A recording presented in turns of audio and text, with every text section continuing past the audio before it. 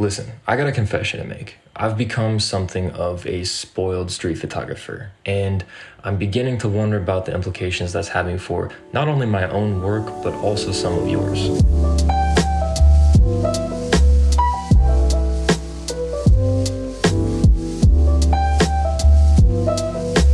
Hey everybody, my name is Nick. I create videos here on YouTube about street photography, travel, living full-time out of a suitcase with my camera, and generally just life as a creative. So if that sounds up your alley, don't be afraid to hit the subscribe button and follow along. If you've ever felt like your surroundings don't inspire you to create anymore, or at least not as much as they used to, or even if you can only do your very best work if the circumstances are just right, the lighting, the subject, the location, you are far from alone. And I've been struggling with that a lot lately too. So let's talk about it. Now, as I mentioned, and as I am prone to mention nearly in every video, I've done a lot of traveling in the last couple of years. And that has given me the, quite frankly, life-altering opportunities that I've had to shoot at castles and beaches and islands in nearly every major city in North America, and sunsets and incredible subjects and just overall fantastic locations, once in a lifetime kind of places. And I am so deeply, incredibly grateful to have had these opportunities. That said,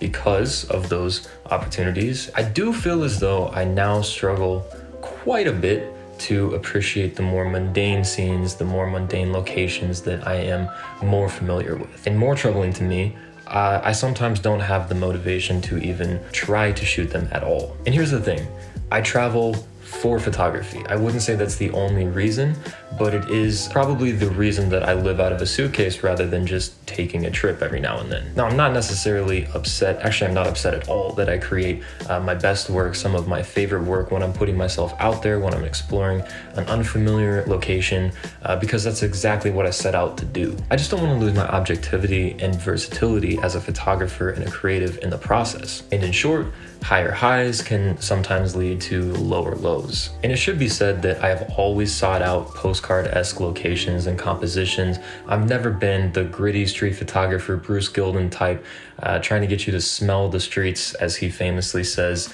through my photographs. That's just not what I'm interested in doing. More on that later in another video, but for now, let's just leave it at that. Now, here's the part of the video that I'm making for you that I think that most of you can probably relate to, even if you don't happen to live out of a suitcase, similar to me. I'm not setting out to enjoy the opportunities that I have to shoot in really cool places any less. What I am concerned about is how I can enjoy shooting in more mundane locations a whole lot more. Bottom line is, I would like to have the skill set as a creative, a photographer, whatever, to be picked up and dropped anywhere in the world with a camera and have not only the ability and the technical skill set to create a solid image, but the mindset and the headspace to be able to enjoy it and seek out compositions regardless of where I am in the world. And I think that most street photographers that you'll talk to who have been at it for a few years will tell you that they're a bit bored of their immediate surroundings. And that honestly goes for pretty much everybody. I mean, I hate to generalize, especially here on the internet, but I do think that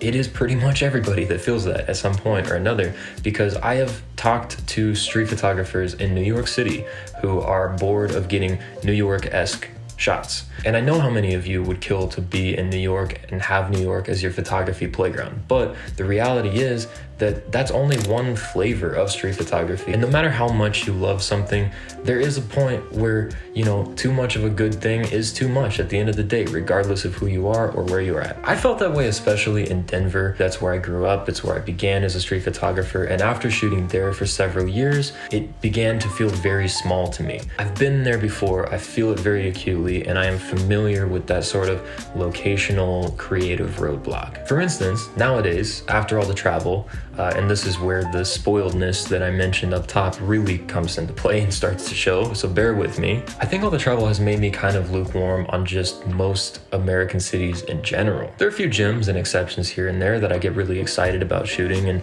good light is good light, but I think that those are kind of the exceptions that prove the rule, in my view. And I want to be very clear, there's absolutely nothing wrong with these places, and there are so many great photo spots in the US. But the good old American mid-sized city does tend to have a lot of similarities with all of the other American mid-sized cities. Wide roads, tons and tons of cars, a lot of parking in parking lots, very little foot traffic, and just kind of a general lack of texture. Contrast that with shooting in a place like Panajachel, Guatemala, which I was very, very fortunate to have the chance to visit. It's nothing but texture and color and pastels and plants and flowers and foot traffic in these tiny, narrow, winding streets. But the only point I'm really trying to make is that for a Guatemalan photographer, Panajachel is probably the physical embodiment of boredom. Perhaps a photographer from there would look at my work that I absolutely cherish from those days that I spent photographing the little town and look at me and say, why did you even bother pressing the shutter? You know, this is a supermarket or whatever. So again, it's all about perspective, and this leads me to my central point. If someone can see past the